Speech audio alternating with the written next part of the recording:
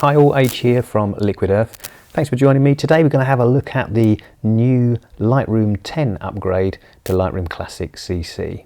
Go ahead and subscribe. I'm posting photographic and videography tutorials, tips and tricks every single week. To update, go to Creative Cloud, choose Lightroom Classic version 10 and update.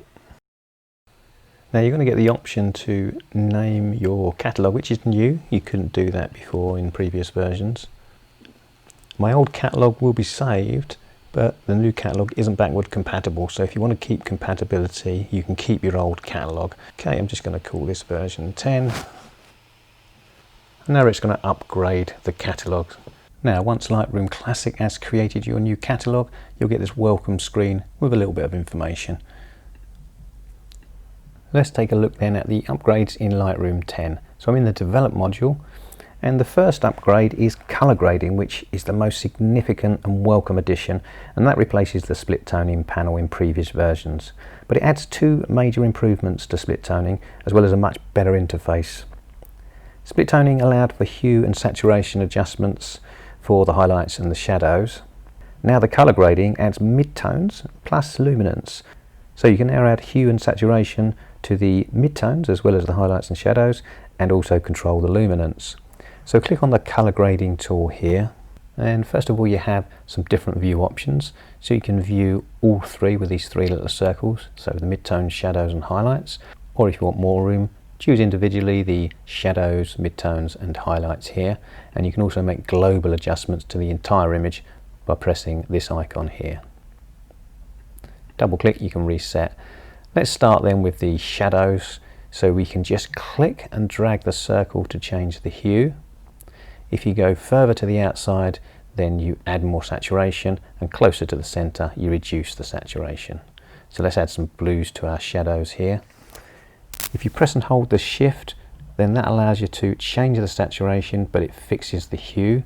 And if you press and hold the command or control on a PC, then you fix the saturation and you can change the hue.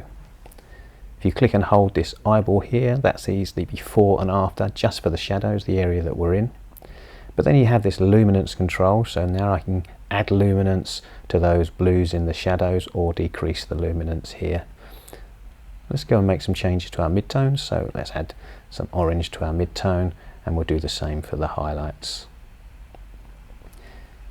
Normal backslash key, press and hold, you see the before, release for the after. And again, you can choose this icon if you just want to see specifically the highlights before and after, or the midtones and shadows. Then you have this little color picker here, so you can choose a color, press and hold on the color picker. You can choose any color you like from your image or elsewhere. And below you've got blending and balance. The blending adjusts the amount of overlap between the shadows and the highlights, and it will blend the colors together. Move to the left to blend towards the shadows, and to the right to blend towards the highlights. Double click to reset, and then balance. Well, that will balance the effect of the sliders between highlights, midtones and shadows. Values greater than 0 or dragging to the right, that will increase the effect of the highlights, and then if it's less than 0 or dragging to the left, that will increase the effect of the saturation.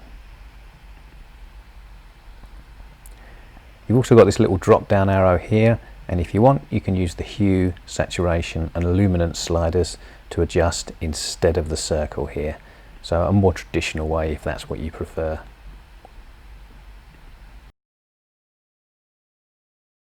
Next up is changes made to the zooming, either in the library or the develop module. On the top left you've still got fit or fill, so you can change those accordingly. In the middle you can zoom in to 100%, and on the right hand side these are where the changes have been made, so now you can see you've got some adjustments with percentage references, and that means now when I press the Z or click on the image it will zoom in to this by default. Click again and it will reset it back to fit. If I go into the library module, you'll notice you've got a zoom slider below here, so if we zoom to the right we zoom above 100%, and if we zoom to the left we zoom below 100%. Double click to reset. Click on the image, so I'm back to fit, and you can also hold the shift key and if you click and drag to the right you'll zoom in, and you can do the same by dragging to the left to zoom out. And then if you hold the command or control, you can now drag a rectangle out and it will zoom directly into that part. And you can see that shown here in the navigator.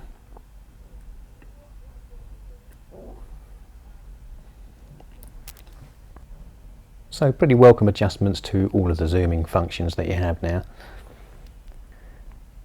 Now there's been a fair few performance updates, so in the library you can scroll much smoother between your folders now, and I've checked this out before and after and it really does make a difference.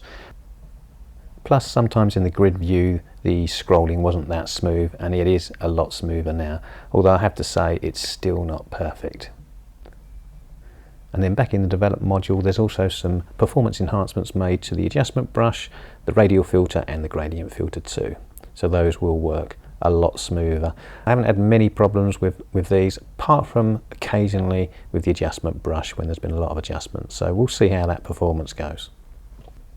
Tethered Capture adds live view for Canon cameras, and then there's support for new cameras and lenses too.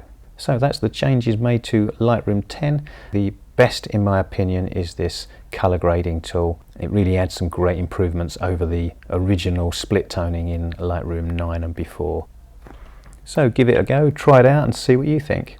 Thanks for watching guys, I really do appreciate it. If it was useful, give me the thumbs up, that really does help. Subscribe if you want to see more, because I'm posting these every single week. Thanks again guys, and I hope to see you next time. Take care.